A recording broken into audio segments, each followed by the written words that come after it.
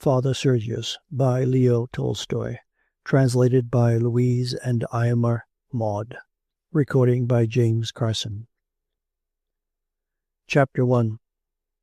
In Petersburg in the 1840s, a surprising event occurred. An officer of the Cuirassier Life Guards, a handsome prince who everyone predicted would become aide-de-camp to the Emperor Nicholas I and have a brilliant career, left the service, broke off his engagement to a beautiful maid of honor, a favorite of the empress's, gave his small estate to his sister, and retired to a monastery to become a monk. This event appeared extraordinary and inexplicable to those who did not know his inner motives, but for Prince Stepan Kasatsky himself it all occurred so naturally that he could not imagine how he could have acted otherwise. His father, a retired colonel of the Guards, had died when Stepan was 12, and sorry as his mother was to part with her son, she entered him at the military college as her deceased husband had intended. The widow herself, with her daughter Varvara, moved to Petersburg to be near her son and have him with her for the holidays. The boy was distinguished both by his brilliant ability and by his immense self-esteem. He was first both in his studies, especially in mathematics, of which he was particularly fond, and also in drill and in riding. Though of more than average height, he was handsome and agile, and he would have been an altogether exemplary cadet had it not been for his quick temper. He was remarkably truthful, and was neither dissipated nor addicted to drink. The only faults that marred his conduct were fits of fury to which he was subject, and during which he lost control of himself and became like a wild animal. He once nearly threw out of the window another cadet who had begun to tease him about his collection of minerals. On another occasion he came almost completely to grief by flinging a whole dish of cutlets at an officer who was acting as steward, attacking him, and, it was said, striking him for having broken his word and told a barefaced lie. He would certainly have been reduced to the ranks had not the director of the college hushed up the whole matter and dismissed the steward. By the time he was 18 he had finished his college courses and received a commission as lieutenant in an aristocratic regiment of the Guards.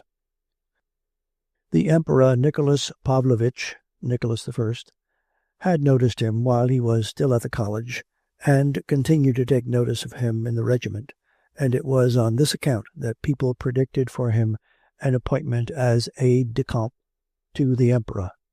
Kasatsky himself strongly desired it, not from ambition only, but chiefly because since his cadet days he had been passionately devoted to Nicholas Pavlovich.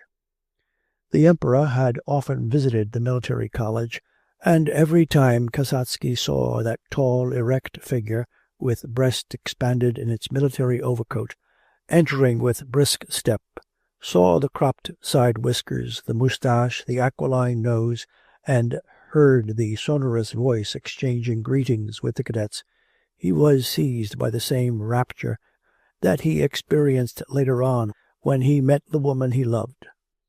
Indeed, his passionate adoration of the Emperor was even stronger. He wished to sacrifice something, everything, even himself, to prove his complete devotion, and the Emperor Nicholas was conscious of evoking this rapture and deliberately aroused it. He played with the cadets, surrounded himself with them, treating them sometimes with childish simplicity, sometimes as a friend, and then again with majestic solemnity. After that affair with the officer, Nicholas Pavlovich said nothing to Kasatsky, but when the latter approached he waved him away theatrically, frowned, shook his finger at him, and afterwards, when leaving, said, "Remember that I know everything. There are some things I would rather not know, but they remain here," and he pointed to his heart. When on leaving college the cadets were received by the Emperor, he did not again refer to Kasatsky's offence, but told them all, as was his custom, that they should serve him and the fatherland loyally, that he would always be their best friend, and that when necessary they might approach him direct.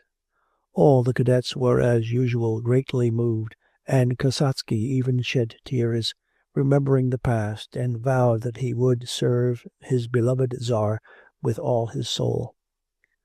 When Kasatsky took up his commission, his mother moved with her daughter first to Moscow and then to their country estate.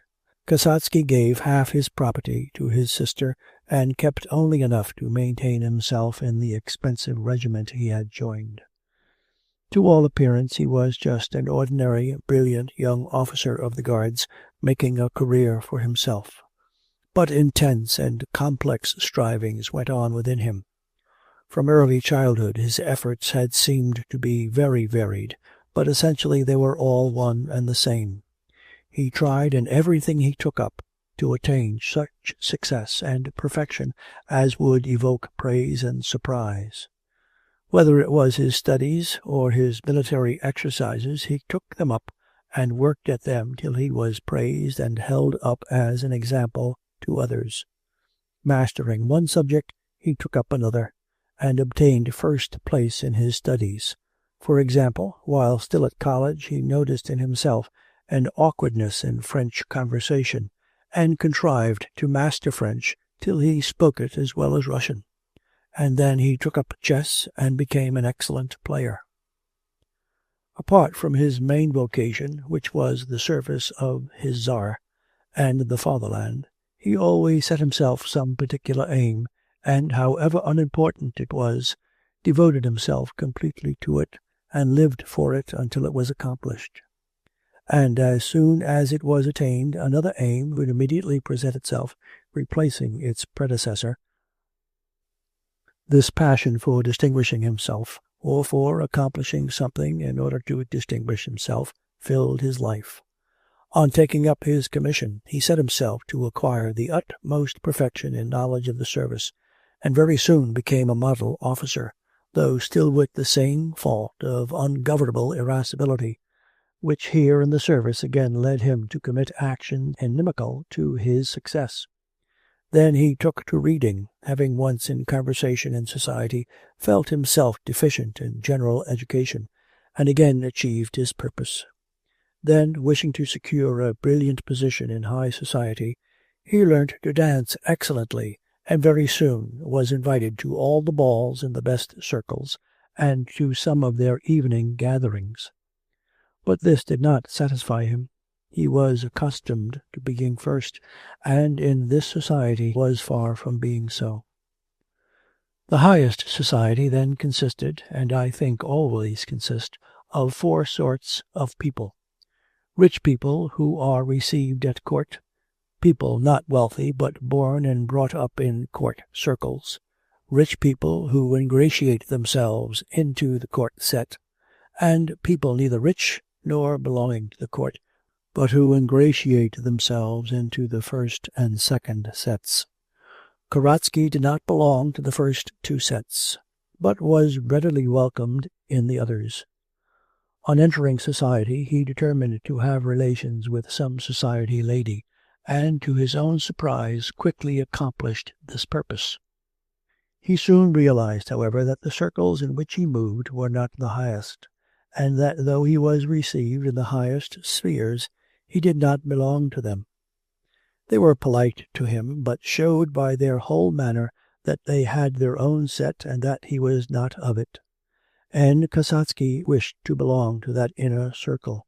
To attain that end it would be necessary to be an aide-de-camp to the emperor, which he expected to become, or to marry into that exclusive set, which he resolved to do.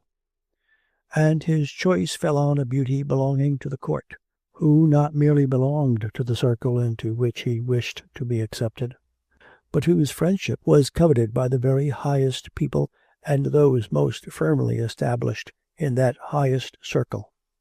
This was the Countess Korotkova. Kasatsky began to pay court to her, and not merely for the sake of his career. She was extremely attractive, and he soon fell in love with her. At first she was noticeably cool towards him, but then suddenly changed and became gracious, and her mother gave him pressing invitations to visit them. Kasatsky proposed and was accepted. He was surprised at the facility with which he attained such happiness. But though he noticed something strange and unusual in the behaviour towards him of both mother and daughter, he was blinded by being so deeply in love, and did not realize what almost the whole town knew, namely, that his fiancée had been the Emperor Nicholas's mistress the previous year.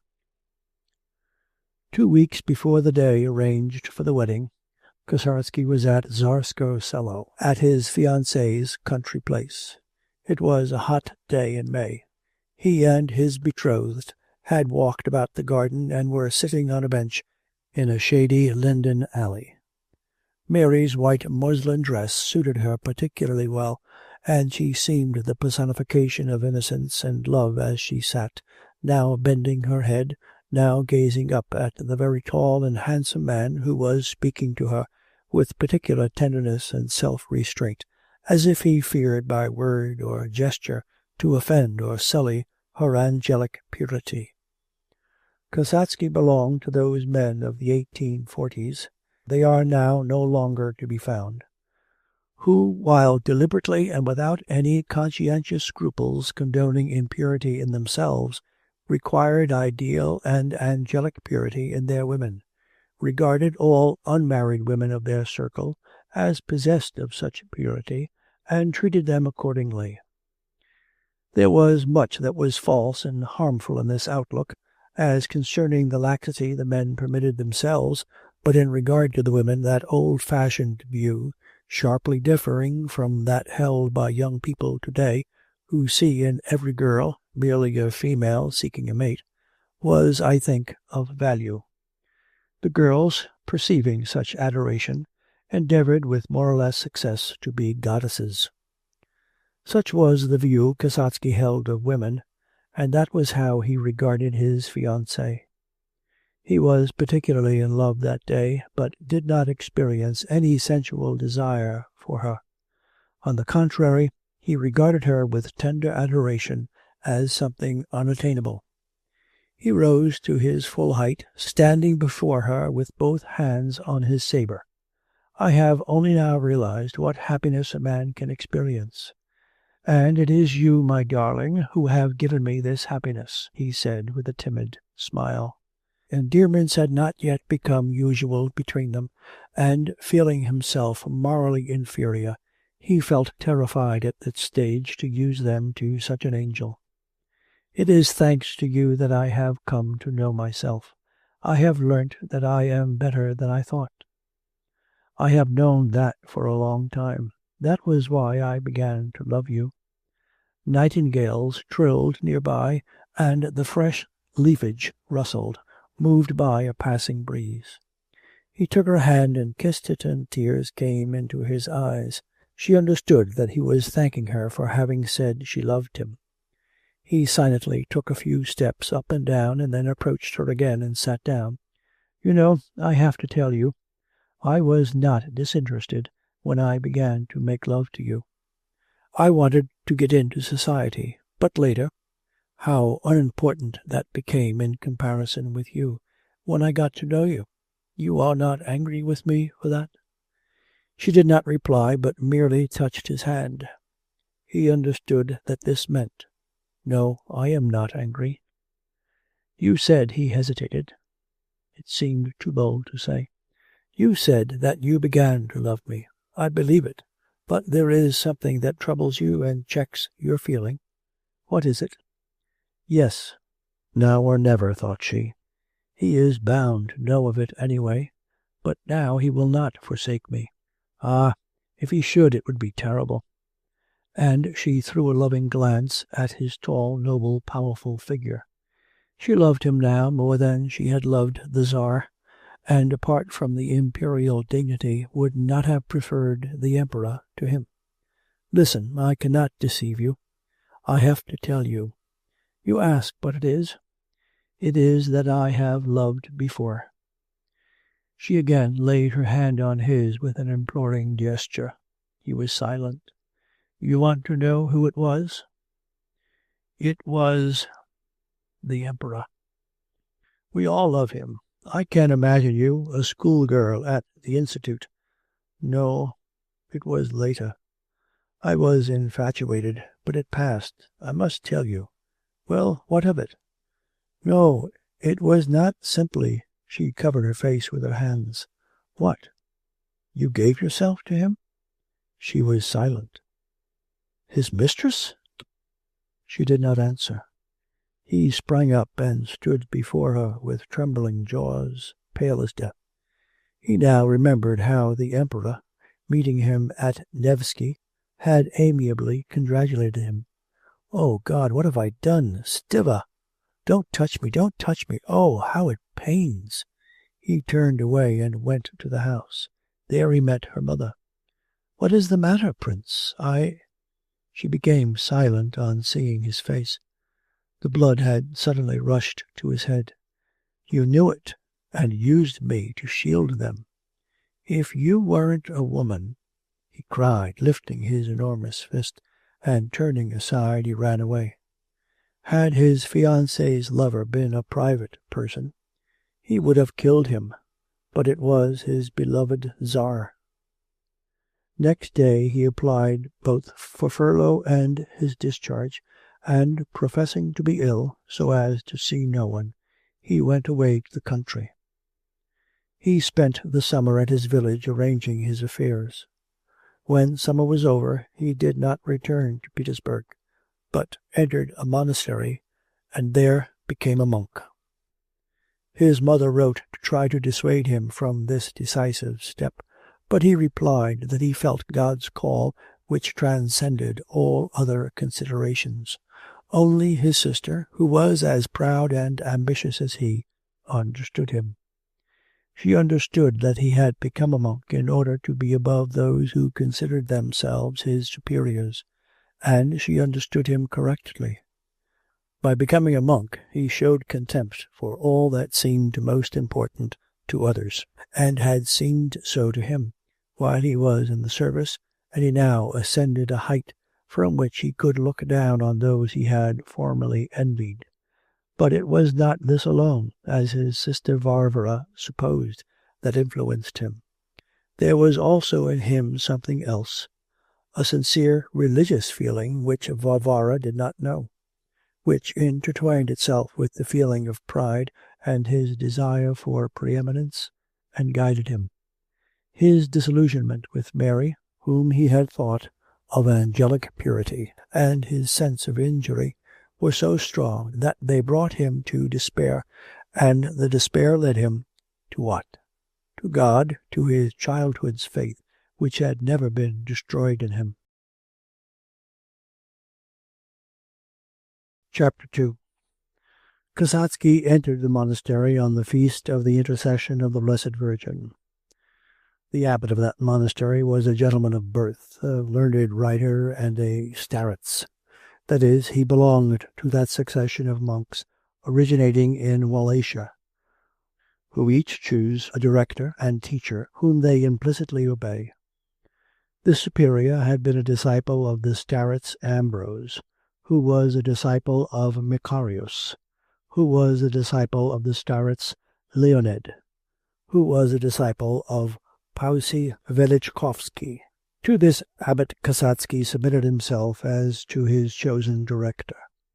Here in the monastery, besides the feeling of ascendancy over others that such a life gave him, he felt much as he had done in the world. He found satisfaction in attaining the greatest possible perfection outwardly as well as inwardly. As in the regiment he had been not merely an irreproachable officer, but had even exceeded his duties and widened the borders of perfection, so also as a monk he tried to be perfect, and was always industrious, abstemious, submissive, and meek, as well as pure, both in deed and in thought, and obedient. This last quality in particular made life far easier for him. If many of the demands of life in the monastery, which was near the capital and much frequented, did not please him and were temptations to him, they were all nullified by obedience. It is not for me to reason. My business is to do the task set me. whether it be standing beside the relics, singing in the choir, or making up accounts in the monastery guest-house. All possibility of doubt about anything was silenced by obedience to the starets. Had it not been for this, he would have been oppressed by the length and monotony of the church services, the bustle of the many visitors, and the bad qualities of the other monks. As it was, he not only bore it all joyfully, but found in it solace and support. I don't know why it is necessary to hear the same prayers several times a day, but I know that it is necessary, and knowing this, I find joy in them. His director told him that as material food is necessary for the maintenance of the life of the body, so spiritual food, the church prayers, is necessary for the maintenance of the spiritual life. He believed this, and though the church services, for which he had to get up early in the morning, were a difficulty, they certainly calmed him and gave him joy. This was the result of his consciousness of humility, and the certainty that whatever he had to do, being fixed by the starets, was right.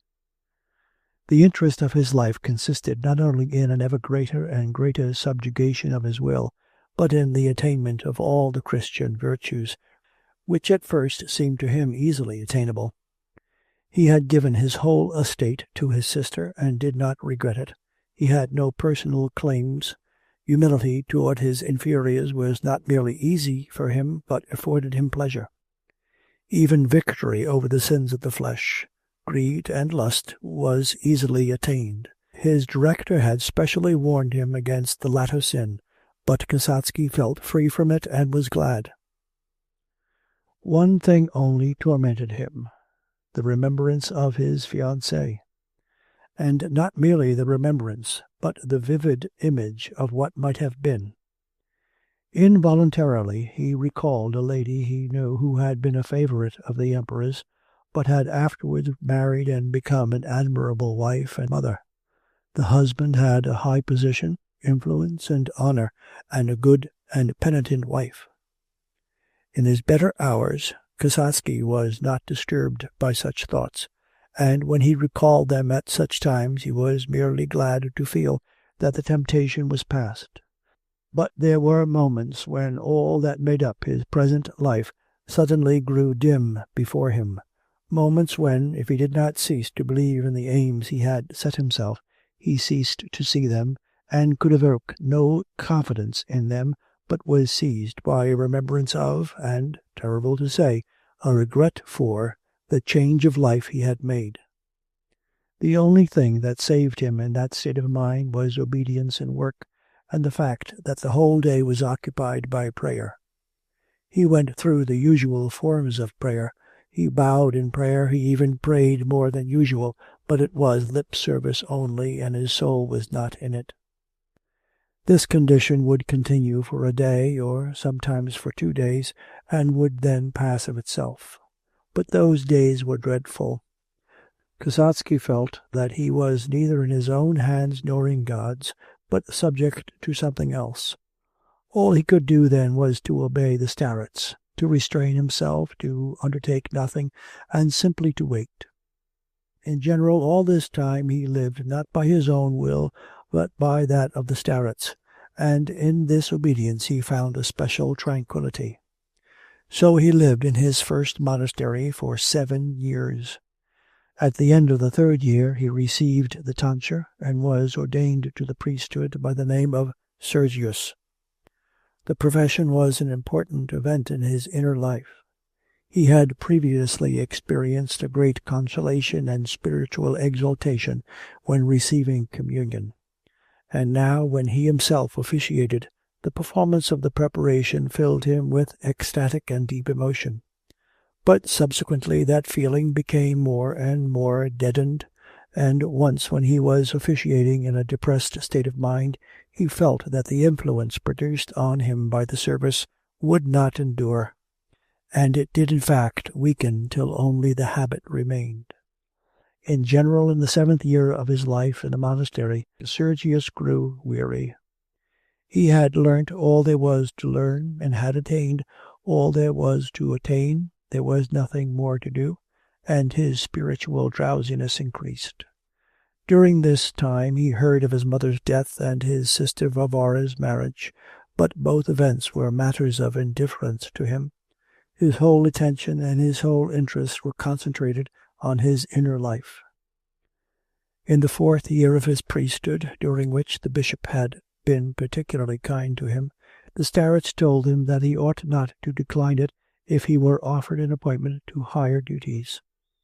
Then monastic ambition, the very thing he had found so repulsive in other monks, arose within him. He was assigned to a monastery near the metropolis. He wished to refuse, but the starets ordered him to accept the appointment. He did so and took leave of the starets and moved to the other monastery. The exchange into the metropolitan monastery was an important event in Sergius's life.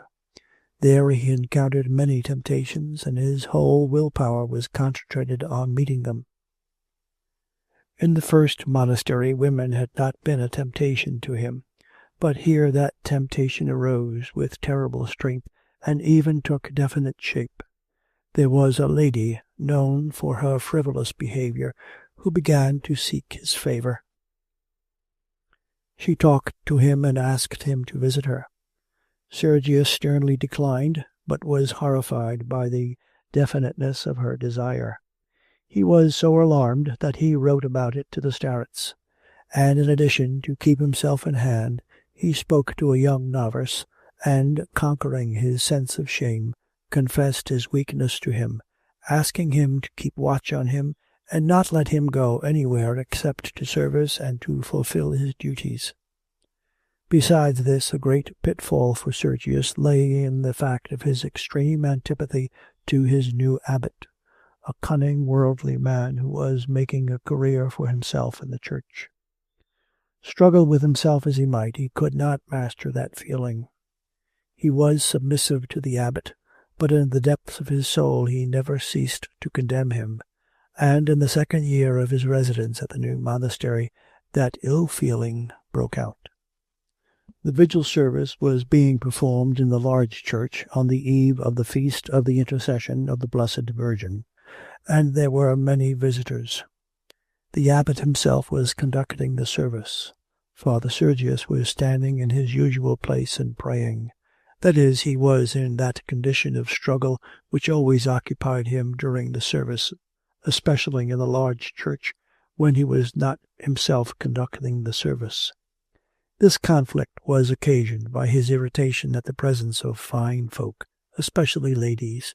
He tried not to see them or to notice all that went on, how a soldier conducted them, pushing the common people aside, how the ladies pointed out the monks to one another, especially himself, and a monk noted for his good looks. He tried, as it were, to keep his mind in blinkers, to see nothing but the light of the candles on the altar screen, the icons, and those conducting the service. He tried to hear nothing but the prayers that were being chanted or read, to feel nothing but self-oblivion in consciousness of the fulfillment of duty, a feeling he always experienced when hearing or reciting in advance the prayers he had so often heard. So he stood, crossing and prostrating himself when necessary, and struggled with himself, now giving way to cold condemnation, and now to a consciously evoked obliteration of thought and feeling. Then the sacristan, Father Nicodemus, also a great stumbling block to Sergius, who involuntarily reproached him for flattering and fawning on the abbot, approached him and, bowing low, requested his presence behind the holy gates. Father Sergius straightened his mantle, put on his biretta, and went circumspectly through the crowd. "Lisez, regarde à droite, c'est lui," he heard a woman's voice say. Où? Il n'est pas tellement beau." He knew that they were speaking of him. He heard them, and, as always at moments of temptation, he repeated the words, "Lead us not into temptation," and bowing his head and lowering his eyes went past the ambo and in by the north door, avoiding the canons in their cassocks, who were just then passing the altar screen. On entering the sanctuary he bowed, crossing himself as usual, and bending double before the icons. Then, raising his head, but without turning, he glanced out of the corner of his eye at the abbot, whom he saw standing beside another glittering figure. The abbot was standing by the wall in his vestments. Having freed his short plump hands from beneath his chasuble, he had folded them over his fat body and protruding stomach, and fingering the cords of his vestments, was smilingly saying something to a military man in the uniform of a general of the imperial suite, with its insignia and shoulder knots, which Father Sergius's experienced eye at once recognized. This general had been the commander of the regiment in which Sergius had served. He now evidently occupied an important position, and Father Sergius at once noticed that the abbot was aware of this, and that his red face and bald head beamed with satisfaction and pleasure. This vexed and disgusted Father Sergius, the more so when he heard that the abbot had only sent for him to satisfy the general's curiosity to see a man who had formerly served with him, as he expressed it. "Very pleased to see you in your angelic guise," said the general, holding out his hand. "I hope you have not forgotten an old comrade." The whole thing, the abbot's red, smiling face amid his fringe of grey, the general's words, his well-cared-for face, with its self-satisfied smile, and the smell of wine from his breath, and of cigars from his whiskers, revolted Father Sergius. He bowed again to the abbot and said, "Your reverence deigned to send for me?" and stopped, the whole expression of his face and eyes asking why. "Yes, to meet the general," replied the abbot. "Your reverence, I left the world to save myself from temptation," said Father Sergius, turning pale and with quivering lips. "Why do you expose me to it during prayers and in God's house?" "You may go, said the abbot, flaring up and frowning. Next day Father Sergius asked pardon of the abbot and of the brethren for his pride, but at the same time, after a night spent in prayer, he decided that he must leave this monastery, and he wrote to the starets begging permission to return to him. He wrote that he felt his weakness and incapacity to struggle against temptation without his help, and penitently confessed his sin of pride. By return of post came a letter from the starets, who wrote that Sergius's pride was the cause of all that had happened. The old man pointed out that his fits of anger were due to the fact that in refusing all clerical honours he humiliated himself, not for the sake of God, but for the sake of his pride. There now, am I not a splendid man, not to want anything? That was why he could not tolerate the abbot's action. I have renounced everything for the glory of God, and here I am exhibited like a wild beast. Had you renounced vanity for God's sake, you would have borne it. Worldly pride is not yet dead in you. I have thought about you, Sergius, my son, and prayed also, and this is what God has suggested to me. At the Tambov hermitage, the anchorite Hilary, a man of saintly life, has died. He had lived there 18 years. The Tambov abbot is asking whether there is not a brother who would take his place. And here comes your letter. Go to Father Paisy of the Tambov monastery. I will write to him about you, and you must ask for Hilary's cell. Not that you can replace Hilary, but you need solitude to quell your pride. May God bless you. Sergius obeyed the starets, showed his letter to the abbot, and having obtained his permission, gave up his cell, handed all his possessions over to the monastery, and set out for the Tambov hermitage. There the abbot, an excellent manager of merchant origin, received Sergius simply and quietly, and placed him in Hilary's cell, at first assigning him a lay brother, but afterwards leaving him alone at Sergius's own request. The cell was a dual cave dug into the hillside, and in it Hilary had been buried. In the back part was Hilary's grave, while in the front was a niche for sleeping, with a straw mattress, a small table, and a shelf with icons and books. Outside the outer door, which fastened with a hook, was another shelf on which Once a day a monk placed food from the monastery, and so Sergius became a hermit. Chapter 3.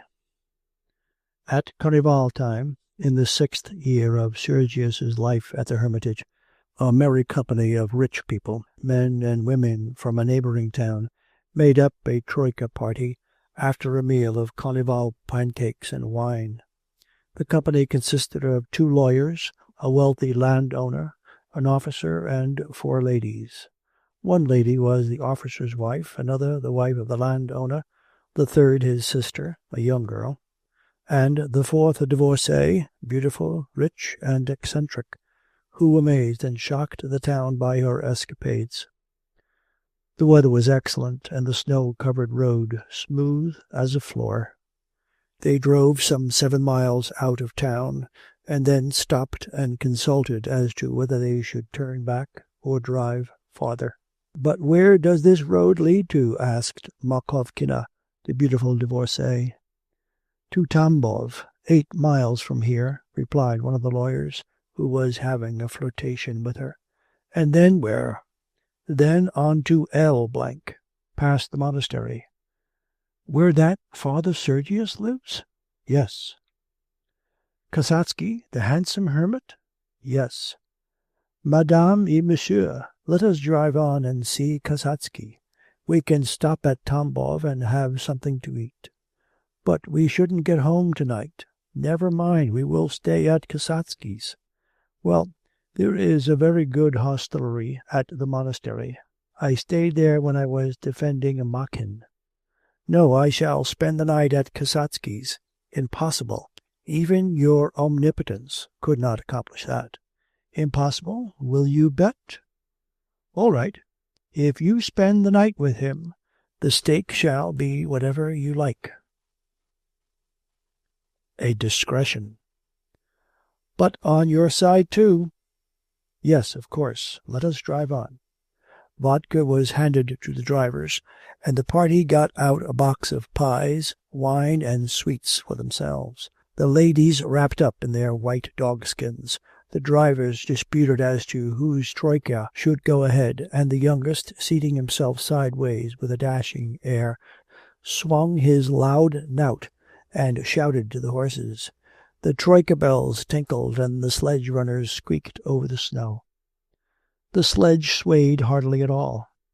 The shaft horse, with his tightly bound tail under his decorated breechband, galloped smoothly and briskly. The smooth road seemed to run rapidly backwards, while the driver dashingly shook the reins. One of the lawyers and the officer, sitting opposite, talked nonsense to Makovkina's neighbour. But Makovkina herself sat motionless and in thought, tightly wrapped in her fur. Always the same and always nasty, the same red, shiny faces smelling of wine and cigars, the same talk, the same thoughts, and always about the same things, and they are all satisfied and confident that it should be so, and will go on living like that till they die. But I can't. It bores me. I want something that would upset it all and turn it upside down. Suppose it happened to us as to those people. At Saratov, was it? Who kept on driving and froze to death. What would our people do? How would they behave? Basely for certain, each for himself. And I too should act badly. But I, at any rate, have beauty. They all know it. And how about that monk? Is it possible that he has become indifferent to it? No. That is the one thing they all care for. Like that cadet last autumn. What a fool he was. "Ivan Nikolaevich," she said aloud, "what are your commands?" "How old is he?" "Who?" "Kasatsky." "Over 40, I should think." "And does he receive all visitors?" "Yes, everybody, but not always." "Cover up your feet." "Not like that. How clumsy you are. No, more, like that. But you need not squeeze them." So they came to the forest where the cell was. Makovkina got out of the sledge and told them to drive on. They tried to dissuade her, but she grew irritable and ordered them to go on. When the sledges had gone, she went up the path in her white dogskin coat. The lawyer got out and stopped to watch her. It was Father Sergius's 6th year as a recluse, and he was now 49. His life in solitude was hard, not on account of the fasts and the prayers, they were no hardship to him, but on account of an inner conflict he had not at all anticipated. The sources of that conflict were two, doubts and the lust of the flesh, and these two enemies always appeared together. It seemed to him that they were two foes, but in reality they were one and the same. As soon as doubt was gone, so was the lustful desire. But thinking them to be two different fiends, he fought them separately.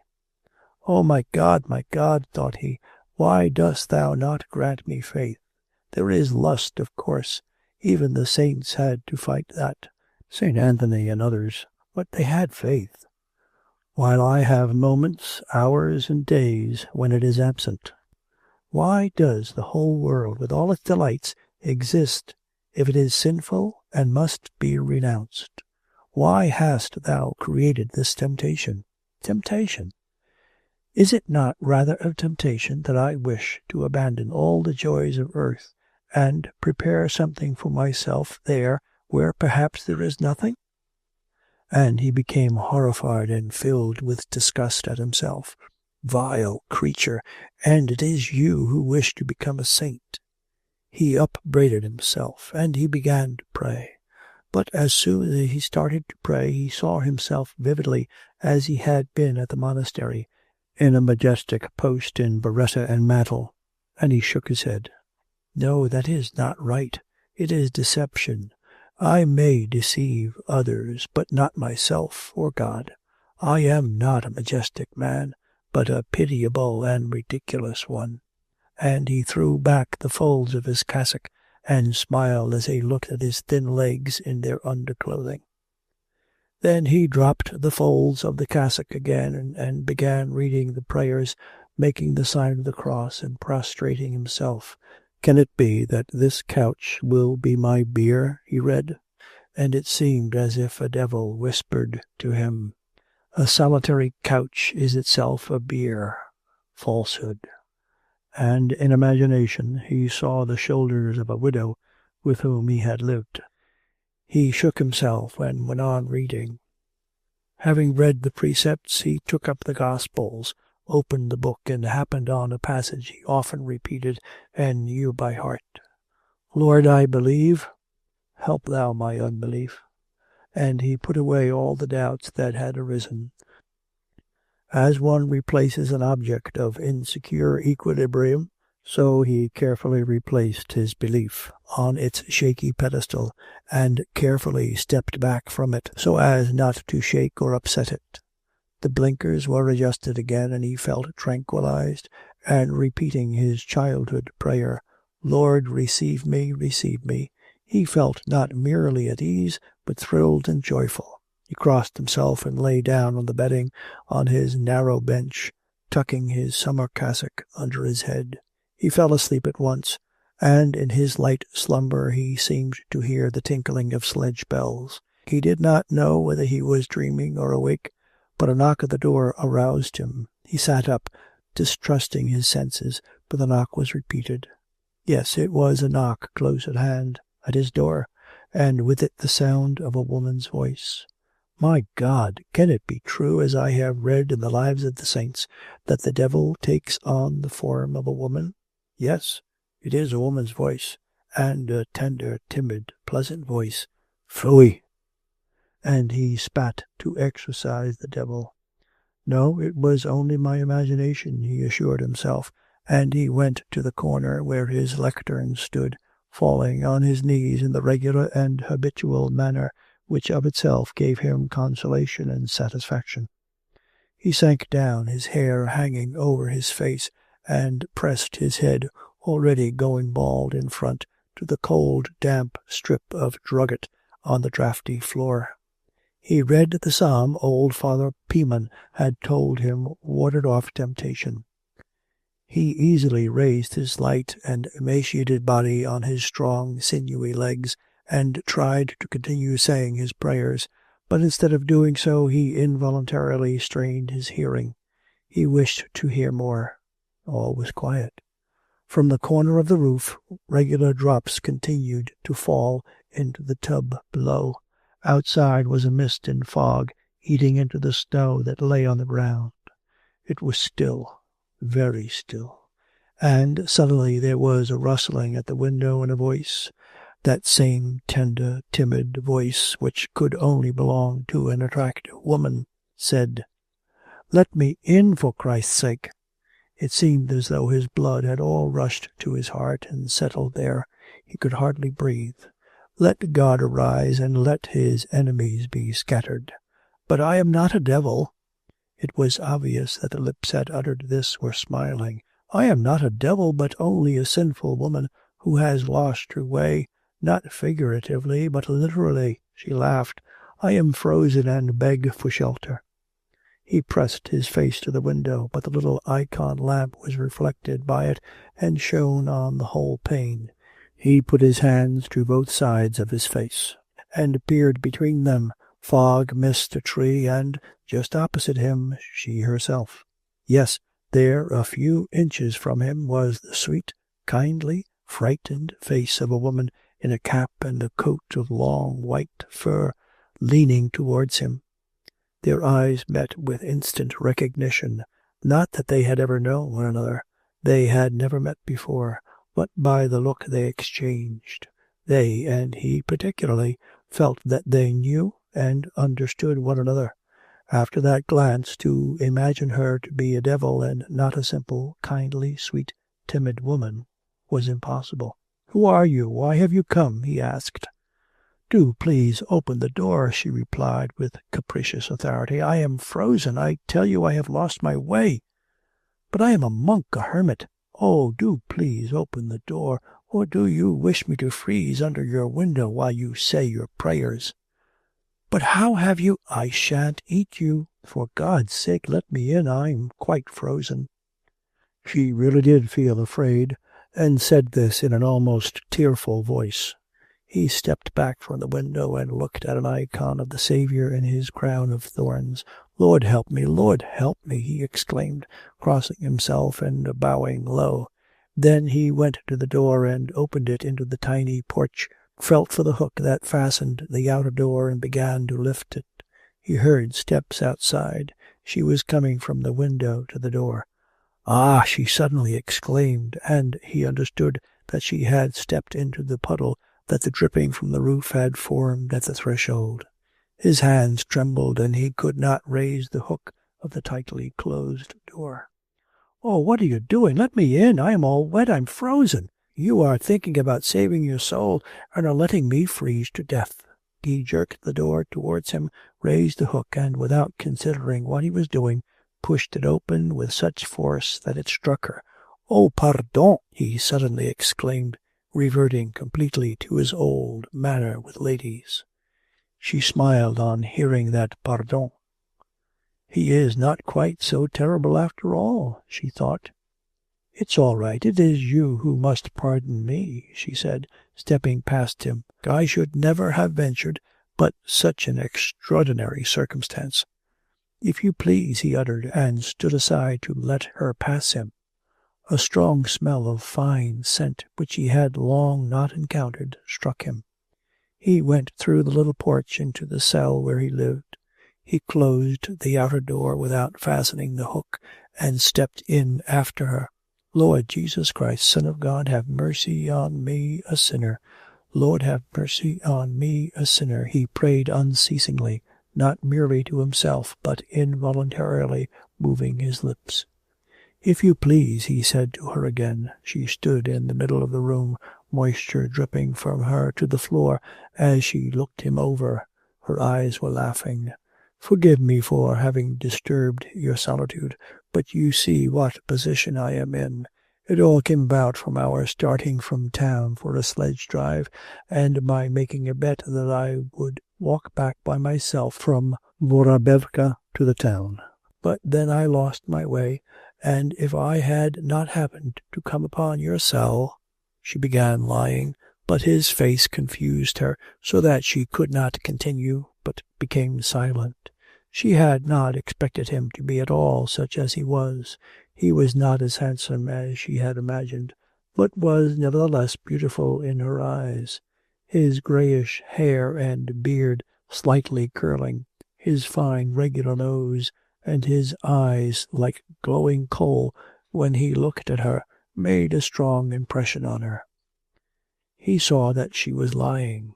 "Yes, so," said he, looking at her and again lowering his eyes.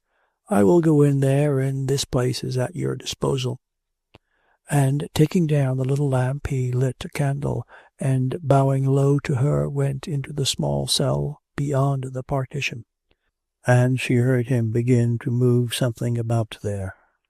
"Probably he is barricading himself in from me," she thought with a smile, and throwing off her white dogskin cloak, she tried to take off her cap, which had become entangled in her hair and in the woven kerchief she was wearing under it. She had not got at all wet when standing under the window, and had said so only as a pretext to get him to let her in. But she really had stepped into the puddle at the door, and her left foot was wet up to the ankle, and her overshoe full of water.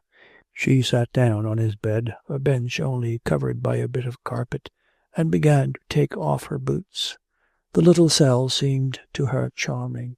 The narrow little room, some 7 feet by 9, was as clean as glass. There was nothing in it but the bench on which she was sitting, the bookshelf above it, and a lectern in the corner. A sheepskin coat and a cassock hung on nails by the door.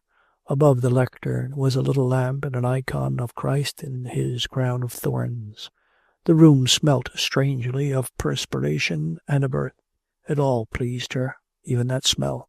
Her wet feet, especially one of them, were uncomfortable, and she quickly began to take off her boots and stockings without ceasing to smile, pleased not so much at having achieved her object as because she perceived that she had abashed that charming, strange, striking, and attractive man. He did not respond, but what of that? She said to herself, "Father Sergius, Father Sergius, or how does one call you?" "What do you want?" replied a quiet voice. "Please forgive me for disturbing your solitude, but really I could not help it. I should simply have fallen ill, and I don't know that I shan't now. I am all wet and my feet are like ice." "Pardon me," replied the quiet voice. "I cannot be of assistance to you." "I would not have disturbed you if I could have helped it. I am only here till daybreak." He did not reply, and she heard him muttering something, probably his prayers. "You will not be coming in here?" she asked, smiling, "for I must undress to dry myself." He did not reply, but continued to read his prayers. "Yes, that is a man," thought she, getting her dripping boot off with difficulty. She tugged at it, but could not get it off. The absurdity of it struck her, and she began to laugh almost inaudibly.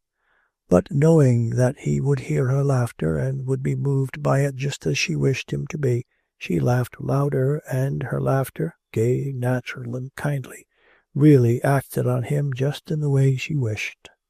"Yes, I would love a man like that, such eyes and such a simple, noble face, and passionate too, despite all the prayers he mutters," thought she. "You can't deceive a woman in these things. As soon as he put his face to the window and saw me, he understood and knew. The glimmer of it was in his eyes, and remained there. He began to love me and desired me." "Yes, desired," said she, getting her overshoe and her boot off at last, and starting to take off her stockings. To remove those long stockings fastened with elastic, it was necessary to raise her skirts. She felt embarrassed and said, "Don't come in." But there was no reply from the other side of the wall. The steady muttering continued, and also a sound of moving. "He is prostrating himself to the ground, no doubt," thought she, "but he won't bow himself out of it. He is thinking of me just as I am thinking of him. He is thinking of these feet of mine with the same feeling that I have. and she pulled off her wet stockings and put her feet up on the bench, pressing them under her. She sat a while like that with her arms round her knees and looking pensively before her. But it is a desert here in this silence. No one would ever know. She rose, took her stockings over to the stove, and hung them on the damper. It was a queer damper, and she turned it about, and then, stepping lightly on her bare feet, returned to the bench and sat down there again with her feet up. There was complete silence on the other side of the partition. She looked at the tiny watch that hung around her neck. It was 2:00. Our party should return about 3. She had not more than an hour before her. Well, am I to sit like this all alone? What nonsense! I don't want to. I will call him at once. Father Sergius, Sergei Dmitrich, Prince Kasatsky. Beyond the partitions all was silent. Listen, this is cruel. I would not call you if it were not necessary. I am ill.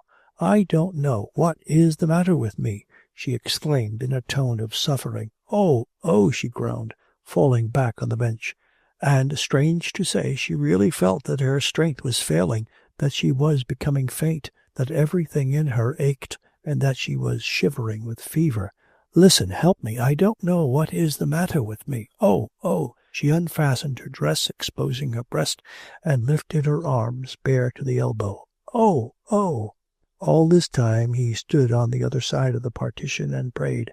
Having finished all the evening prayers, he now stood motionless, his eyes looking at the end of his nose, and mentally repeated with all his soul, Lord Jesus Christ, Son of God, have mercy upon me.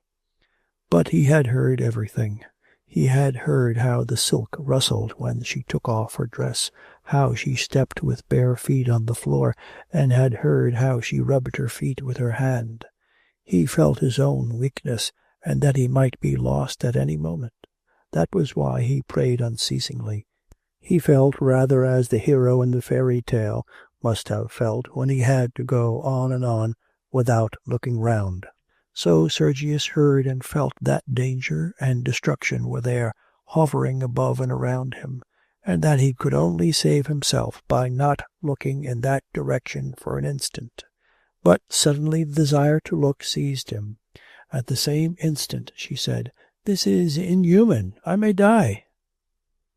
Yes, I will go to her, but like the saint who laid one hand on the adulteress and thrust his other into the brazier. But there is no brazier here. He looked round.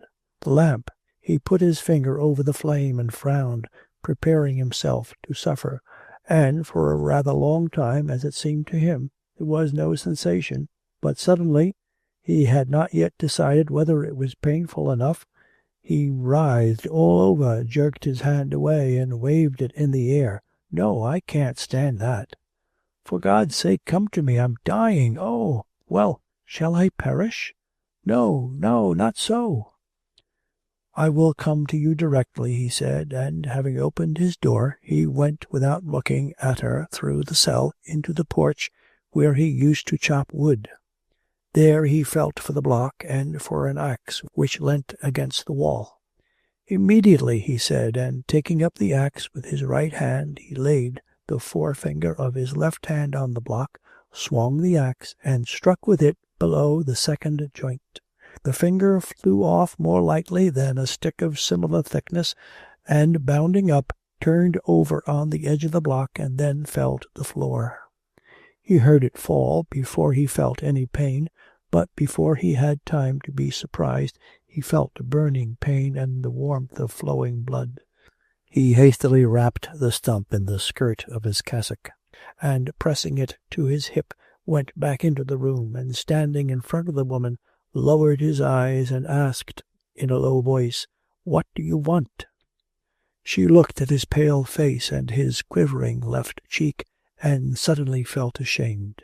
She jumped up, seized her fur cloak, and throwing it round her shoulders, wrapped herself up in it. I was in pain. I have caught cold. Father Sergius, He let his eyes, shining with a quiet light of joy, rest upon her, and said, Dear sister, why did you wish to ruin your immortal soul? Temptations must come into the world, but woe to him by whom temptation comes. Pray that God may forgive us." She listened and looked at him. Suddenly she heard the sound of something dripping. She looked down and saw that blood was flowing from his hand and down his cassock. "What have you done to your hand?" She remembered the sound she had heard, and seizing the little lamp ran out into the porch. There on the floor she saw the bloody finger. She returned with her face paler than his, and was about to speak to him, but he silently passed into the back cell and fastened the door. "Forgive me," she said. "How can I atone for my sin? Go away. Let me tie up your hand. Go away from here." She dressed hurriedly and silently, and when ready sat waiting in her furs. The sledge bells were heard outside. "Father Sergius, forgive me." "Go away. God will forgive." "Father Sergius, I will change my life. Do not forsake me." "Go away. Forgive me and give me your blessing." "In the name of the Father and of the Son and of the Holy Ghost." She heard his voice from behind the partition. "Go." She burst into sobs and left the cell. The lawyer came forward to meet her. "Well, I see I have lost the bet. It can't be helped. Where will you sit?" "It is all the same to me."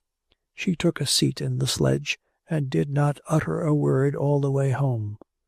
A year later she entered a convent as a novice, and lived a strict life under the direction of the hermit Arzeni, who wrote letters to her at long intervals. Chapter 4. Father Sergius lived as a recluse for another 7 years. At first he accepted much of what people brought him: tea, sugar, white bread, milk, clothing, and firewood. But as time went on he led a more and more austere life, refusing everything superfluous, and finally he accepted nothing but rye bread once a week. Everything else that was brought to him he gave to the poor who came to him. He spent his entire time in his cell, in prayer or in conversation with callers, who became more and more numerous as time went on. Only 3 times a year did he go to church, and when necessary he went out to fetch water and wood. The episode with Makovkina had occurred after 5 years of his hermit life. That occurrence soon became generally known: her nocturnal visit, the change she underwent, and her entry into a convent. From that time Father Sergius's fame increased. More and more visitors came to see him. Other monks settled down near his cell, and a church was erected there and also a hostelry. His fame, as usual exaggerating his feats, spread ever more and more widely. People began to come to him from a distance, and began bringing invalids to him whom they declared he cured. His first cure occurred in the 8th year of his life as a hermit. It was the healing of a 14-year-old boy, whose mother brought him to Father Sergius, insisting that he should lay his hands on the child's head. It had never occurred to Father Sergius that he could cure the sick. He would have regarded such a thought as a great sin of pride, but the mother who brought the boy implored him insistently, falling at his feet and saying, "Why do you, who heal others, refuse to help my son?" She besought him in Christ's name. When Father Sergius assured her that only God could heal the sick, she replied that she only wanted him to lay his hands on the boy and pray for him. Father Sergius refused and returned to his cell. But next day, it was in autumn and the nights were already cold, on going out for water he saw the same mother with her son, a pale boy of 14, and was met by the same petition. He remembered the parable of the unjust judge, and though he had previously felt sure that he ought to refuse, he now began to hesitate, and, having hesitated, took to prayer and prayed until a decision formed itself in his soul. This decision was that he ought to accede to the woman's request, and that her faith might save her son. As for himself, he would in this case be but an insignificant instrument chosen by God. And going out to the mother, he did what she asked, laid his hand on the boy's head, and prayed. The mother left with her son, and a month later the boy recovered, and the fame of the holy healing power of the starets Sergius, as they now called him, spread throughout the whole district. After that, not a week passed without sick people coming, riding or on foot, to Father Sergius. And having acceded to one petition, he could not refuse others, and he laid his hands on many and prayed. Many recovered, and his fame spread more and more. So 7 years passed in the monastery, and 13 in his hermit's cell. He now had the appearance of an old man. His beard was long and grey, but his hair, though thin, was still black and curly. Chapter 5. For some weeks Father Sergius had been living with one persistent thought, whether he was right in accepting the position in which he had not so much placed himself as been placed by the archimandrite and the abbot. That position had begun after the recovery of the 14-year-old boy.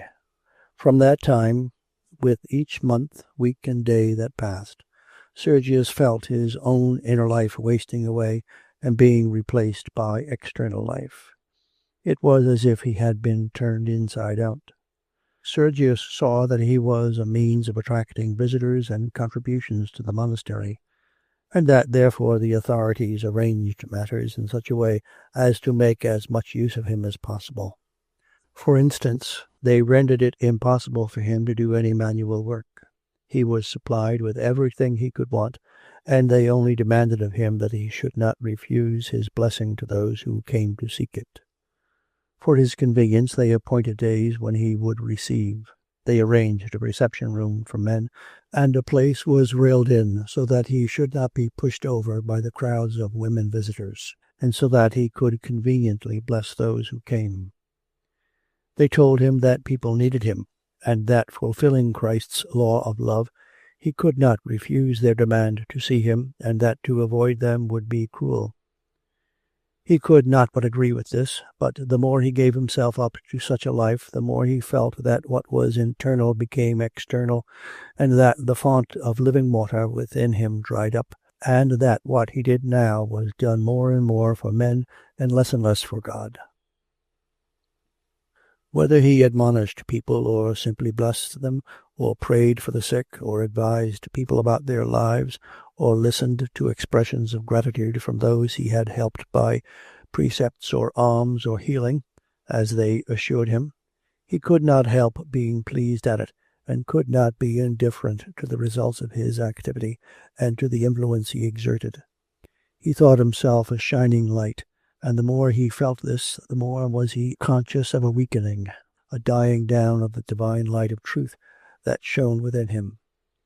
In how far is what I do for God, and in how far is it for men? That was the question that insistently tormented him, and to which he was not so much unable to give himself an answer as unable to face the answer. In the depth of his soul he felt that the devil had substituted an activity for men in place of his former activity for God. He felt this because, just as it had formerly been hard for him to be torn from his solitude, so now that solitude itself was hard for him. He was oppressed and wearied by visitors, but at the bottom of his heart he was glad of their presence and glad of the praise they heaped upon him. There was a time when he decided to go away and hide. He even planned all that was necessary for that purpose. He prepared for himself a peasant's shirt, trousers, coat, and cap. He explained that he wanted these to give to those who asked, and he kept these clothes in his cell, planning how he would put them on, cut his hair short, and go away.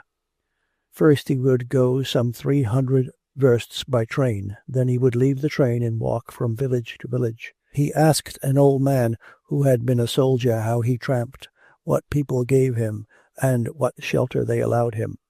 The soldier told him where people were most charitable, and where they would take a wanderer in for the night, and Father Sergius intended to avail himself of this information. He even put on those clothes one night in his desire to go, but he could not decide what was best, to remain or to escape. At first he was in doubt, but afterwards this indecision passed. He submitted to custom and yielded to the devil, and only the peasant garb reminded him of the thought and feeling he had had. Every day more and more people flocked to him, and less time was left him for prayer and for renewing his spiritual strength. Sometimes in lucid moments he thought he was like a place where there had once been a spring. There used to be a feeble spring of living water which flowed quietly from me and through me. This was true life, the time when she tempted me. He always thought with ecstasy of that night and of her who was now Mother Agnes. She had tasted of that pure water, but since then there had not been time for it to collect before thirsty people came crowding in and pushing one another aside, and they had trampled everything down and nothing was left but mud. So he thought in rare moments of lucidity, but his usual state of mind was one of weariness and a tender pity for himself because of that weariness. It was in spring, on the eve of the mid-Pentecostal feast. Father Sergius was officiating at the vigil service in his hermitage church, where the congregation was as large as the little church could hold, about 20 people. They were all well-to-do proprietors or merchants. Father Sergius admitted anyone, but a selection was made by the monk in attendance and by an assistant who was sent to the hermitage every day from the monastery. A crowd of some 80 people, pilgrims and peasants, and especially peasant women, stood outside waiting for Father Sergius to come out and bless them. Meanwhile he conducted the service, but at the point at which he went out to the tomb of his predecessor, he staggered and would have fallen had he not been caught by a merchant standing behind him, and by the monk acting as deacon. "What is the matter, Father Sergius?" "Dear man, O Lord!" exclaimed the women, "he is as white as a sheet." But Father Sergius recovered immediately, and though very pale, he waved the merchant and the deacon aside, and continued to chant at the service. Father Seraphim, the deacon, the acolytes, and Sophia Ivanovna, a lady who always lived near the hermitage and tended Father Sergius, begged him to bring the service to an end. "No, there's nothing the matter," said Father Sergius, slightly smiling from beneath his moustache, and continuing the service. "Yes, that is the way the saints behave," thought he. "A holy man, an angel of God," he heard just then the voice of Sophia Ivanovna behind him, and also of the merchant who had supported him. He did not heed their entreaties, but went on with the service. Again, crowding together, they all made their way by the narrow passages back into the little church, and there, though abbreviating it slightly, Father Sergius completed vespers. Immediately after the service, Father Sergius, having pronounced the benediction on those present, went over to the bench under the elm tree at the entrance to the cave. He wished to rest and breathe the fresh air. He felt in need of it. But as soon as he left the church, the crowd of people rushed to him, soliciting his blessing, his advice, and his help. There were pilgrims who constantly tramped from one holy place to another, and from one starets to another, and were always entranced by every shrine and every starets. Father Sergius knew this common, cold, conventional, and most irreligious type. There were pilgrims, for the most part discharged soldiers, unaccustomed to a settled life, poverty-stricken, and many of them drunken old men, who tramped from monastery to monastery merely to be fed. And there were rough peasants and peasant women who had come with their selfish requirements, seeking cures or to have doubts about quite practical affairs solved for them, about marrying off a daughter, or hiring a shop, or buying a bit of land, or how to atone for having overlaid a child, or having an illegitimate one. All this was an old story, and not in the least interesting to him. He knew he would hear nothing new from these folk, that they would rouse no religious emotion in him. But he liked to see the crowd to which his blessing and advice was necessary and precious, so while that crowd oppressed him, it also pleased him.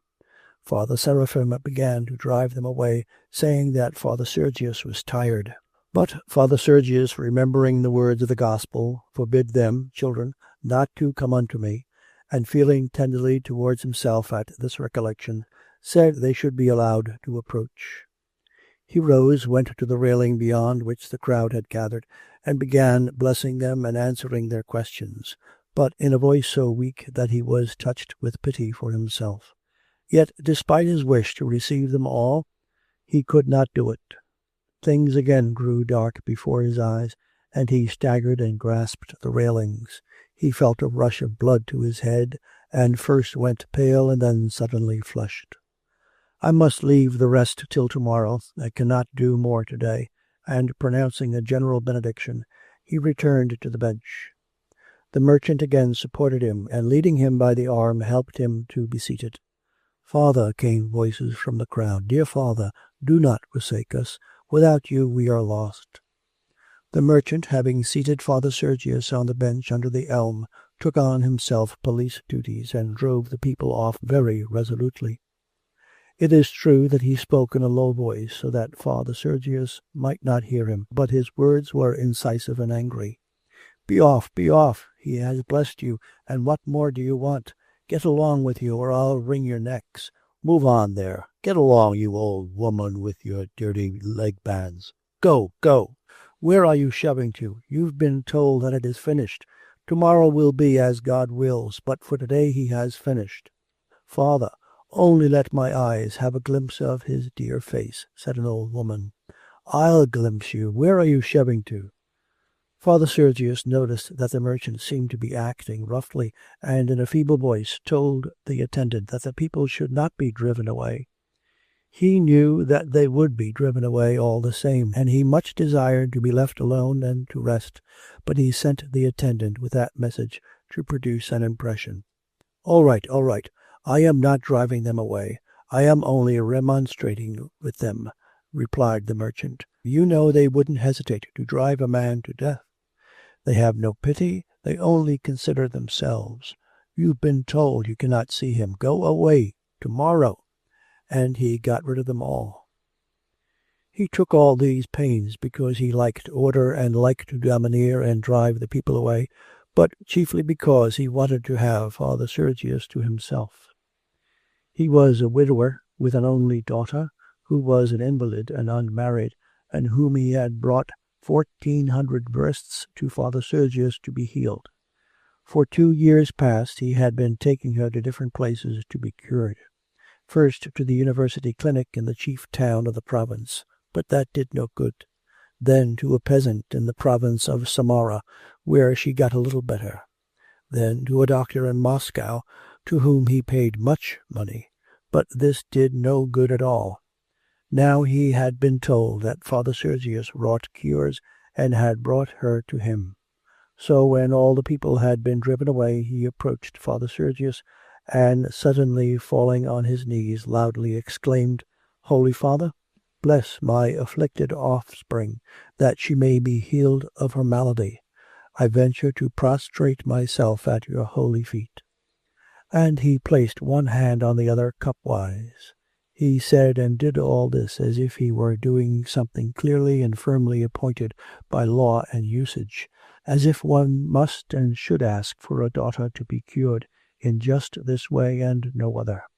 He did it with such conviction that it seemed even to Father Sergius that it should be said and done in just that way, but nevertheless he bade him rise and tell him what the trouble was. The merchant said that his daughter, a girl of 22, had fallen ill 2 years ago after her mother's sudden death. She had moaned, as he expressed it, and since then had not been herself. And now he had brought her 1,400 versts, and she was waiting in the hostelry till Father Sergius should give orders to bring her. She did not go out during the day, being afraid of the light, and could only come after sunset. "Is she very weak?" asked Father Sergius. "No, she has no particular weakness. She is quite plump, and is only neurasthenic, the doctors say."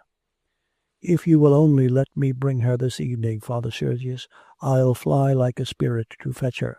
Holy Father, revive a parent's heart, restore his line, save his afflicted daughter by your prayers."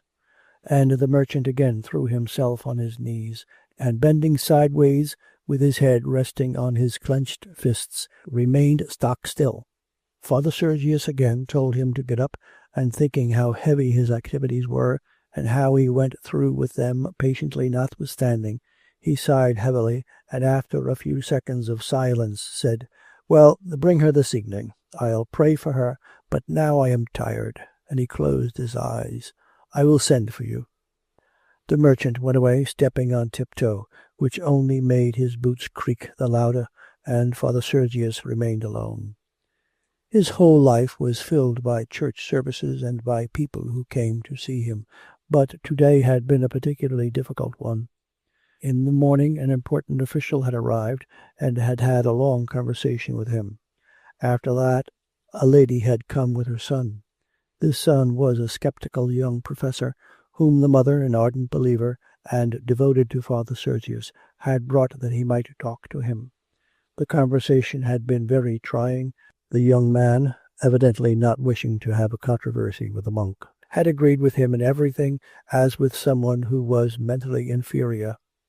Father Sergius saw that the young man did not believe, but yet was satisfied, tranquil, and at ease, and the memory of that conversation now disquieted him. "Have something to eat, Father," said the attendant. "All right, bring me something." The attendant went to a hut that had been arranged some 10 paces from the cave, and Father Sergius remained alone.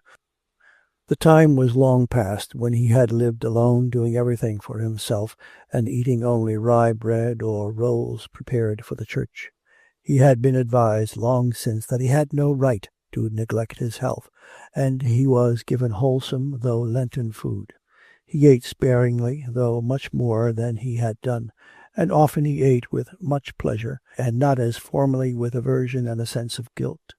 So it was now. He had some gruel, drank a cup of tea, and ate half a white roll. The attendant went away, and Father Sergius remained alone under the elm tree. It was a wonderful May evening, when the birches, aspens, elms, wild cherries, and oaks had just burst into foliage. The bush of wild cherries behind the elm tree was in full bloom, and had not yet begun to shed its blossoms, and the nightingales, one quite near at hand and 2 or 3 others in the bushes down by the river, burst into full song after some preliminary twitters. From the river came the far-off songs of peasants returning, no doubt, from their work. The sun was setting behind the forest, its last rays glowing through the leaves. All that side was brilliant green, the other side with the elm tree was dark. The cockchafers flew clumsily about, falling to the ground when they collided with anything. After supper, Father Sergius began to repeat a silent prayer. "O Lord Jesus Christ, Son of God, have mercy upon us." And then he read a psalm, and suddenly in the middle of the psalm a sparrow flew out from the bush, alighted on the ground, and hopped towards him, chirping as it came. But then it took flight at something and flew away. He said a prayer which referred to his abandonment of the world, and hastened to finish it in order to send for the merchant with a sick daughter. She interested him in that she presented a distraction, and because both she and her father considered him a saint whose prayers were efficacious. Outwardly he disavowed that idea, but in the depths of his soul he considered it to be true. He was often amazed that this had happened, that he, Stepan Kasatsky, had come to be such an extraordinary saint and even a worker of miracles. But of that fact there could not be the least doubt. He could not fail to believe in the miracles he himself witnessed, beginning with the sick boy and ending with the old woman who had recovered her sight when he had prayed for her. Strange as it might be, it was so. Accordingly, the merchant's daughter interested him as a new individual who had faith in him, and also as a fresh opportunity to confirm his healing powers and enhance his fame. They bring people 1,000 versts and write about it in the papers. The emperor knows of it, and they know of it in Europe, in unbelieving Europe, thought he, and suddenly he felt ashamed of his vanity, and again began to pray. Lord, King of heaven, Comforter, Soul of truth, come and enter into me and cleanse me from all sin and save and bless my soul. Cleanse me from the sin of worldly vanity that troubles me," he repeated, and he remembered how often he had prayed about this, and how vain till now his prayers had been in that respect. His prayers worked miracles for others, but in his own case God had not granted him liberation from this petty passion. He remembered his prayers at the commencement of his life at the hermitage, when he prayed for purity, humility, and love, and how it seemed to him then that God heard his prayers. He had retained his purity and had chopped off his finger, and he lifted the shriveled stump of that finger to his lips and kissed it. It seemed to him now that he had been humble then, when he had always seemed loathsome to himself on account of his sinfulness. And when he remembered the tender feelings with which he had then met an old man who was bringing a drunken soldier to him to ask alms, and how he had received her, it seemed to him that he had then possessed love also. But now? And he asked himself whether he loved anyone, whether he loved Sofia Ivanovna or Father Seraphim, whether he had any feelings of love for all who had come to him that day, for that learned young man with whom he had had that instructive discussion in which he was concerned only to show off his own intelligence, and that he had not lagged behind the times in knowledge. He wanted and needed their love, but felt none towards them. He now had neither love nor humanity nor purity. He was pleased to know that the merchant's daughter was 22, and he wondered whether she was good-looking. When he inquired whether she was weak, he really wanted to know if she had feminine charm. "Can I have fallen so low?" he thought. "Lord, help me, restore me, my Lord and God." And he clasped his hands and began to pray. The nightingales burst into song. A cockchafer knocked against him and crept up the back of his neck. He brushed it off. But does he exist? What if I am knocking at a door fastened from outside? The bar is on the door for all to see. Nature, the nightingales, and the cockchafers is that bar. Perhaps the young man was right. And he began to pray aloud. He prayed for a long time, till these thoughts vanished, and he again felt calm and confident. He rang the bell and told the attendant to say that the merchant might bring his daughter to him now. The merchant came, leading his daughter by the arm. He led her into the cell and immediately left her. She was a very fair girl, plump and very short, with a pale, frightened, childish face and a much developed feminine figure. Father Sergius remained seated on the bench at the entrance, and when she was passing and stopped beside him for his blessing, he was aghast at himself for the way he looked at her figure. As she passed by him he was acutely conscious of her femininity, though he saw by her face that she was sensual and feeble-minded. He rose and went into the cell. She was sitting on a stool waiting for him, and when he entered she rose. "I want to go back to Papa," she said. "Don't be afraid," he replied. "What are you suffering from?" "I am in pain all over," she said, and suddenly her face lit up with a smile. "You will be well," said he. "Pray." "What is the use of praying? I have prayed and it does no good." And she continued to smile. "I want you to pray for me and lay your hands on me. I saw you in a dream." "How did you see me?" "I saw you put your hands on my breast like that." She took his hand and pressed it to her breast. "Just here." He yielded his right hand to her. "What is your name?" he asked, trembling all over and feeling that he was overcome and that his desire had already passed beyond control. "Marie." "Why?" She took his hand and kissed it, and then put her arm around his waist and pressed him to herself. "What are you doing?" he said. "Marie, you are a devil." "Oh, perhaps. What does it matter?" And embracing him, she sat down with him on the bed. At dawn he went out into the porch. Can this all have happened? Her father will come and she will tell him everything. She is a devil. What am I to do? Here is the axe with which I chopped off my finger. He snatched up the axe and moved back towards the cell. The attendant came up. "Do you want some wood chopped? Let me have the axe." Sergius yielded up the axe and entered the cell. She was lying there asleep. He looked at her with horror, and passed on beyond the partition, where he took down the peasant clothes and put them on. Then he seized a pair of scissors, cut off his long hair, and went out along the path down the hill to the river, where he had not been for more than 3 years. A road ran beside the river, and he went along it and walked till noon. Then he went into a field of rye and lay down there.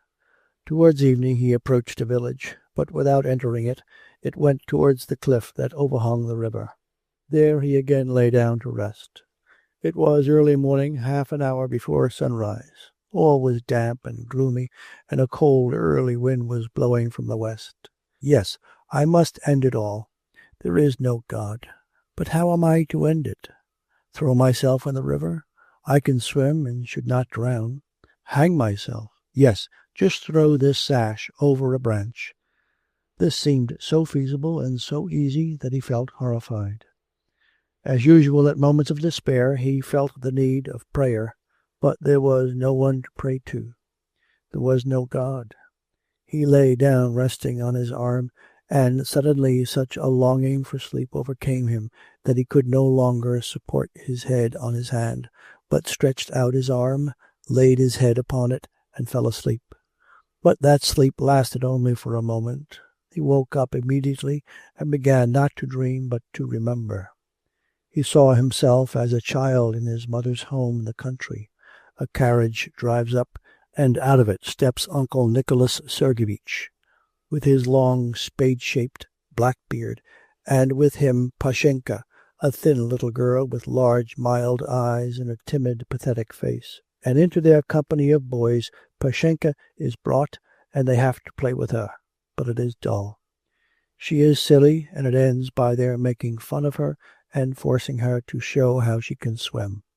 She lies down on the floor and shows them, and they all laugh and make a fool of her. She sees this and blushes red in patches and becomes more pitiable than before, so pitiable that he feels ashamed and can never forget that crooked, kindly, submissive smile. And Sergius remembers having seen her since then. Long after, just before he became a monk, she had married a landowner who squandered all her fortune and was in the habit of beating her. She had had 2 children, a son and a daughter, but the son had died while still young. And Sergius remembered having seen her very wretched. Then again he had seen her in the monastery when she was a widow. She had been still the same, not exactly stupid, but insipid, insignificant, and pitiable. She had come with a daughter and her daughter's fiancé. They were already poor at that time, and later on he had heard that she was living in a small provincial town and was very poor. "Why am I thinking about her?" he asked himself, but he could not cease doing so. Where is she? How is she getting on? Is she still as unhappy as she was then, when she had to show us how to swim on the floor? But why should I think about her? What am I doing? I must put an end to myself. And again he felt afraid, and again, to escape from that thought, he went on thinking about Pashenka. So he lay for a long time, thinking now of this unavoidable end, and now of Pashenka. She presented herself to him as a means of salvation. At last he fell asleep, and in his sleep he saw an angel who came to him and said, "Go to Pashenka and learn from her what you have to do, what your sin is, and wherein lies your salvation." He awoke, and having decided that this was a vision sent by God, he felt glad and resolved to do what had been told him in the vision. He knew the town where she lived. It was some 300 versts, 200 miles, away, and he set out to walk there. Chapter 6. Pashenka had already long ceased to be Pashenka, and had become old, withered, wrinkled Praskovia Mikhailovna, mother-in-law of that failure, the drunken official Mavrikevyi. She was living in the country town where he had had his last appointment, and there she was supporting the family. Her daughter, her ailing, neurasthenic son-in-law, and her 5 grandchildren. She did this by giving music lessons to tradesmen's daughters, giving 4 and sometimes 5 lessons a day of an hour each, and earning in this way some 60 roubles, £6, a month. So they lived for the present, in expectation of another appointment. She had sent letters to all her relations and acquaintances, asking them to obtain a post for her son-in-law, and among the rest she had written to Sergius, but that letter had not reached him. It was Saturday, and Praskovya Mikhailovna was herself mixing dough for currant bread, such as the serf cook on her father's estate used to make so well. She wished to give her grandchildren a treat on the Sunday. Masha, her daughter, was nursing her youngest child, the eldest boy and girl were at school, and her son-in-law was asleep, not having slept during the night. Praskovya Mikhailovna had remained awake too for a great part of the night, trying to soften her daughter's anger against her husband. She saw that it was impossible for her son-in-law, a weak creature, to be other than he was, and realized that his wife's reproaches could do no good. So she used all her efforts to soften those reproaches and to avoid recrimination and anger. Unkindly relations between people caused her actual physical suffering. It was so clear to her that bitter feelings do not make anything better, but only make everything worse. She did not, in fact, think about this. She simply suffered at the sight of anger as she would from a bad smell, a harsh noise, or from blows on her body. She had, with a feeling of self-satisfaction, just taught Lukerya how to mix the dough, when her 6-year-old grandson Misha, wearing an apron and with darned stockings on his crooked little legs, ran into the kitchen with a frightened face. "Grandma, a dreadful old man wants to see you." Lukerya looked out at the door. "There is a pilgrim of some kind, a man." Praskovya Mikhailovna rubbed her thin elbows against one another, wiped her hands on her apron, and went upstairs to get a 5-kopeck piece, about a penny, out of her purse for him. But remembering that she had nothing less than a 10-kopeck piece, she decided to give him some bread instead. She returned to the cupboard, but suddenly blushed at the thought of having grudged the 10-kopeck piece, and telling Lukerya to cut a slice of bread, went upstairs again to fetch it. "It serves you right," she said to herself. "You must now give twice over." She gave both the bread and the money to the pilgrim, and when doing so, far from being proud of her generosity, she excused herself for giving so little. The man had such an imposing appearance. Though he had tramped 200 versts as a beggar, though he was tattered and had grown thin and weather-beaten, though he had cropped his long hair and was wearing a peasant's cap and boots, and though he bowed very humbly, Sergius still had the impressive appearance that made him so attractive. But Praskovya Mikhailovna did not recognize him. She could hardly do so, not having seen him for almost 20 years. "Don't think ill of me, Father. Perhaps you want something to eat?" He took the bread and the money, and Praskovya Mikhailovna was surprised that he did not go, but stood looking at her. "Pashenka, I have come to you. Take me in." His beautiful black eyes, shining with the tears that started in them, were fixed on her with imploring insistence, and under his greyish moustache his lips quivered piteously. Praskovya Mikhailovna pressed her hands to her withered breast, opened her mouth, and stood petrified, staring at the pilgrim with dilated eyes. "It can't be! Stepa! Sergi! Father Sergius!" "Yes, it is I," said Sergius in a low voice. "Only not Sergius or Father Sergius, but a great sinner, Stepan Kasatsky, a great and lost sinner. Take me in and help me." "It's impossible. How have you so humbled yourself? But come in." She reached out her hand, but he did not take it and only followed her in. But where was she to take him? The lodging was a small one. Formerly she had had a tiny room, almost a closet, for herself, but later she had given it up to her daughter, and Masha was now sitting there rocking the baby. "Sit here for the present," she said to Sergius, pointing to a bench in the kitchen. He sat down at once, and with an evidently accustomed movement slipped the straps of his wallet first off one shoulder and then off the other. My God, how have you humbled yourself, Father? Such great fame, and now like this." Sergius did not reply, but only smiled meekly, placing his wallet under the bench on which he sat.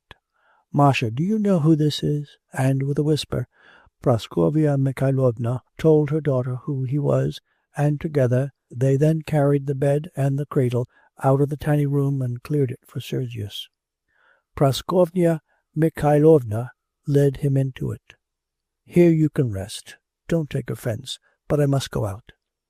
"Where to?" "I have to go to a lesson. I am ashamed to tell you, but I teach music." "Music? But that is good." "Only just one thing, Praskovya Mikhailovna. I have come to you with a definite object. When can I talk with you?" "I shall be very glad. Will this evening do?" "Yes, but one thing more. Don't speak about me or say who I am. I have revealed myself only to you. No one knows where I have gone to. It must be so." "Oh, but I have told my daughter." "Well, ask her not to mention it." And Sergius took off his boots, lay down, and at once fell asleep after a sleepless night and a walk of nearly 30 miles. When Praskovya Mikhailovna returned, Sergius was sitting in the little room waiting for her. He did not come out for dinner, but had some soup and gruel which Lukerya brought him. "How is it that you have come back earlier than you said?" asked Sergius. "Can I speak to you now?" "How is it that I have the happiness to receive such a guest?" "I have missed one of my lessons. That can wait. I had always been planning to go to see you. I wrote to you, and now this good fortune has come." "Pashenka, please listen to what I am going to tell you as to a confession made to God at my last hour, Pashenka. I am not a holy man. I am not even as good as a simple ordinary man. I am a loathsome, vile and proud sinner who has gone astray, and who, if not worse than everyone else, is at least worse than most very bad people." Pashenka looked at him at first with staring eyes, but she believed what he said, and when she had quite grasped it, she touched his hands, smiling pityingly, and said, "Perhaps you exaggerate, Stiva?" "No, Pashenka, I am an adulterer, a murderer, a blasphemer, and a deceiver." "My God, how is that?" exclaimed Praskovya Mikhailovna. "But I must go on living. And I, who thought I knew everything, who taught others how to live, I know nothing and ask you to teach me." "What are you saying, Stiva? You are laughing at me. Why do you always make fun of me?" "Well, if you think I am jesting, you must have it as you please. But tell me all the same how you live and how you have lived your life." "I have lived a very nasty, horrible life, and now God is punishing me as I deserve. I live so wretchedly, so wretchedly." "How was it with your marriage? How did you live with your husband?" "It was all bad. I married because I fell in love in the nastiest way. Papa did not approve, but I would not listen to anything and just got married. Then, instead of helping my husband, I tormented him by my jealousy, which I could not restrain. I heard that he drank. Yes, but I did not give him any peace. I always reproached him, though you know it is a disease. He could not refrain from it. I now remembered how I tried to prevent his having it, and the frightful scenes we had." And she looked at Kasatsky with beautiful eyes, suffering from the remembrance. Kasatsky remembered how he had been told that Pashenka's husband used to beat her, and now, looking at her thin, withered neck, with prominent veins behind her ears, and her scanty coil of hair, half grey, half auburn, he seemed to see just how it had occurred. "Then I was left with 2 children and no means at all." "But you have an estate." "Oh, we sold that while Vasya was still alive, and the money was all spent. We had to live, and like all our young ladies I did not know how to earn anything. I was particularly useless and helpless, so we spent all we had. I taught the children and improved my own education a little, and then Mitya fell ill when he was already in the fourth form, and God took him. Masha fell in love with Vanya, my son-in-law, and, well, he is well-meaning but unfortunate. He is ill. "Mamma," her daughter's voice interrupted her, "take Mitya. I can't be in two places at once." Praskovya Mikhailovna shuddered, but rose and went out of the room, stepping quickly in her patched shoes. She soon came back with a boy of 2 in her arms, who threw himself backwards and grabbed at her shawl with his little hands. Where was I? Oh yes, he had a good appointment here, and his chief was a kind man too, but Vanya could not go on, and had to give up his position. What is the matter with him? Neurasthenia. It is a dreadful complaint. We consulted a doctor who told us he ought to go away, but we had no means. I always hope it will pass of itself. He has no particular pain, but... "Lukerya!" cried an angry and feeble voice. "She is always sent away when I want her." "Mamma!" "I'm coming," Praskovya Mikhailovna again interrupted herself. "He has not had his dinner yet. He can't eat with us." She went out and arranged something, and came back wiping her thin dark hands. "So that is how I live. I always complain and am always dissatisfied, but thank God the grandchildren are all nice and healthy, and we can still live. But why talk about me? But what do you live on?" "Well, I earn a little. How I used to dislike music, but how useful it is to me now." Her small hand lay on the chest of drawers beside which she was sitting, and she drummed an exercise with her thin fingers. "How much do you get for a lesson?" "Sometimes a rouble, sometimes 50 kopecks, or sometimes 30. They are all so kind to me." "And do your pupils get on well?" asked Kasatsky with a slight smile. Praskovya Mikhailovna did not at first believe that he was asking seriously, and looked inquiringly into his eyes. "Some of them do. One of them is a splendid girl, the butcher's daughter. Such a good, kind girl. If I were a clever woman I ought, of course, with the connection Papa had, to be able to get an appointment for my son-in-law. But as it is I have not been able to do anything, and have brought them all to this, as you see." "Yes, yes," said Kasatsky, lowering his head. "And how is it, Pashenka? Do you take part in church life?" "Oh, don't speak of it. I am so bad that way, and have neglected it so. I keep the fasts with my children, and sometimes go to church, and then again sometimes I don't go for months. I only send the children." "But why don't you go yourself?" "To tell the truth," she blushed, "I am ashamed, for my daughter's sake and the children's, to go there in tattered clothes, and I haven't anything else. Besides, I am just lazy." "And do you pray at home?" "I do. But what sort of prayer is it?" "Only mechanical. I know it should not be like that, but I lack real religious feeling. The only thing is that I know how bad I am." "Yes, yes, that's right," said Kasatsky, as if approvingly. I'm coming," she replied to a call from her son-in-law, and tidying her scanty plate, she left the room. But this time it was long before she returned. When she came back, Kasatsky was sitting in the same position, his elbows resting on his knees, and his head bowed, but his wallet was strapped on his back. When she came in, carrying a small tin lamp without a shade, he raised his fine, weary eyes and sighed very deeply. "I did not tell them who you are," she began timidly. "I only said that you are a pilgrim, a nobleman, and that I used to know you. Come into the dining room for tea." "No." "Well then, I'll bring some to you here." "No, I don't want anything. God bless you, Pashenka. I am going now. If you pity me, don't tell anyone that you have seen me. For the love of God, don't tell anyone." "Thank you. I would bow to your feet, but I know it would make you feel awkward. Thank you, and forgive me for Christ's sake." Give me your blessing. God bless you. Forgive me for Christ's sake." He rose, but she would not let him go until she had given him bread and butter and rusks. He took it all and went away. It was dark, and before he had passed the second house he was lost to sight. She only knew he was there because the dog at the priest's house was barking. So that is what my dream meant. Pashenka is what I ought to have been, but failed to be. I lived for men on the pretext of living for God, while she lived for God, imagining that she lives for men. Yes, one good deed, a cup of water given without thought of reward, is worth more than any benefit I imagined I was bestowing on people.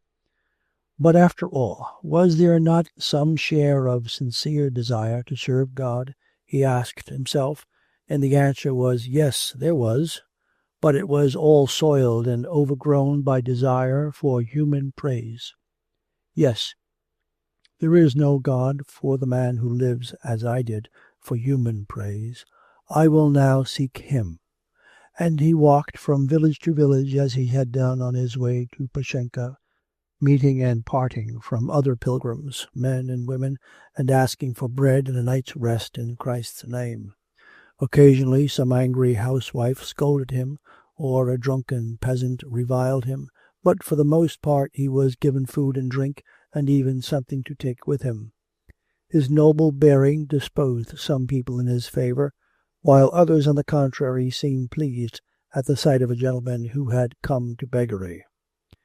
But his gentleness prevailed with everyone. Often, finding a copy of the Gospels in a hut, he would read it aloud. And when they heard him, the people were always touched and surprised, as at something new yet familiar. When he succeeded in helping people, either by advice or by his knowledge of reading and writing, or by settling some quarrel, he did not wait to see their gratitude, but went away directly afterwards.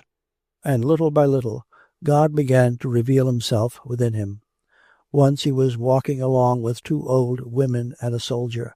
They were stopped by a party consisting of a lady and gentleman in a gig, and another lady and gentleman on horseback.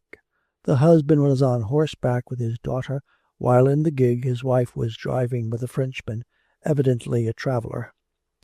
The party stopped to let the Frenchman see the pilgrims, who, in accord with a popular Russian superstition, tramped about from place to place instead of working.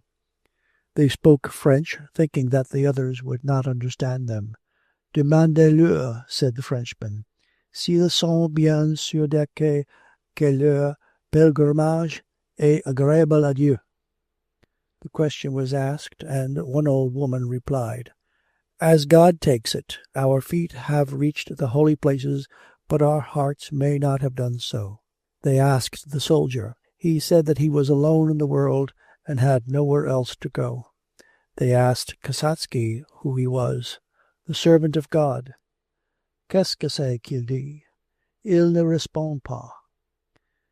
"Il dit qu'il est un serviteur de Dieu. Cela doit être une fille de prêtre. Il a de la race. Avez-vous de la petite monnaie?" A Frenchman found some small change and gave 20 kopecks to each of the pilgrims. "Mais dites-leur que ce n'est pas pour les cierges que je leur donne, mais pour qu'ils se régalent d'été. Kai, chai, pour vous, mon vieux," he said with a smile, and he patted Kasatsky on the shoulder with his gloved hand. "May Christ bless you," replied Kasatsky, without replacing his cap and bowing his bald head.